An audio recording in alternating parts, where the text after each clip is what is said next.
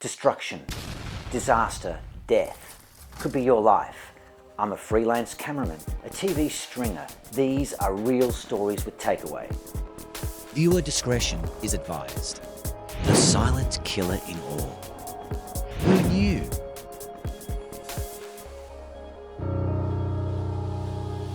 "21 miles or 34 kilometres southeast of Melbourne is where our story begins.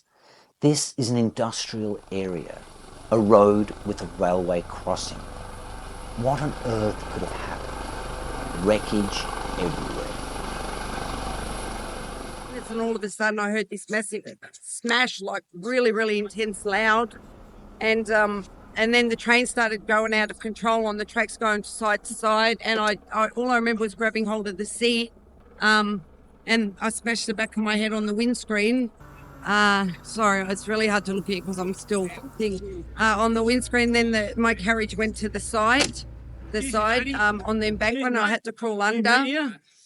The investigators' report later found the 100 mile per hour or 160 kilometre per hour combined impact speed had separated the truck trailer from the cab. Despite the 300-ton collision impact, this was a miraculous escape for this 69-year-old truck driver.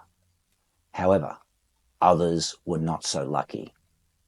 The 43-year-old carer, David Cron, who had initially been buried in the rubble of the first carriage, sadly died of a heart attack at the scene. Our thoughts are with the family and friends of those affected by this tragic incident. The 30-year-old train driver remembered nothing of the accident. He was trapped in the wreck, suffering serious head and leg injuries. At least 8 others were also hospitalised. The 600-capacity train had few passengers, luckily. Fortunately for us, an eyewitness driver behind the truck provided the details of what had just happened. Absolute shock. It was one great big bang. And the next minute, the boom gates were down, and there was one hell of a bang, and the train just went straight through the truck. Just things flying through the air everywhere. Why the truck driver with an impeccable 50-year professional driving record went straight through the crossing or boom gates is the key question that now remains. The Rail Safety Investigation report revealed that the truck driver's situational awareness was diminished and that the driver's cognitive functions were impaired by his fatigue. Fatigue involves a diminished capacity for cognitive functioning and possible decreases in attention, perception, decision-making, and skilled performance. The court heard that at the time of the accident, the driver was in breach of rest regulations and also had worked 9 consecutive days.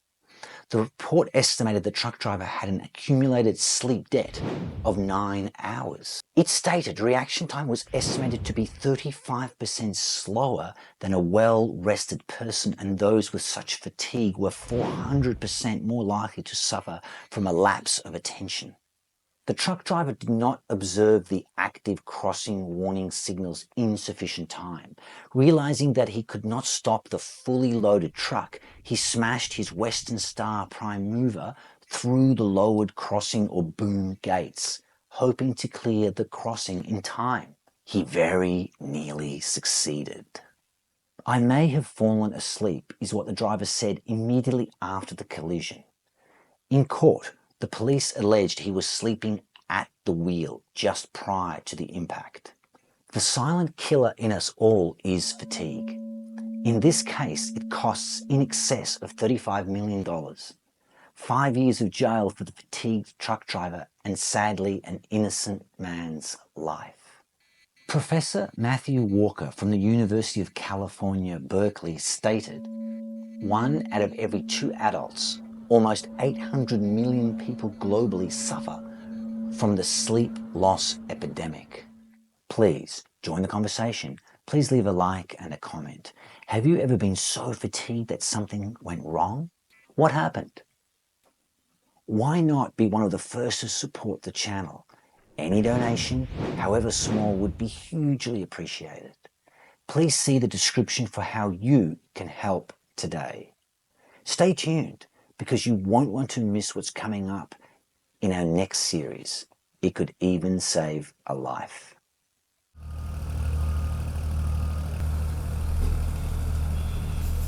Been able to lift the carriage of the train that was on its side, and we've been able to satisfy ourselves that there is no other victims in or around the train.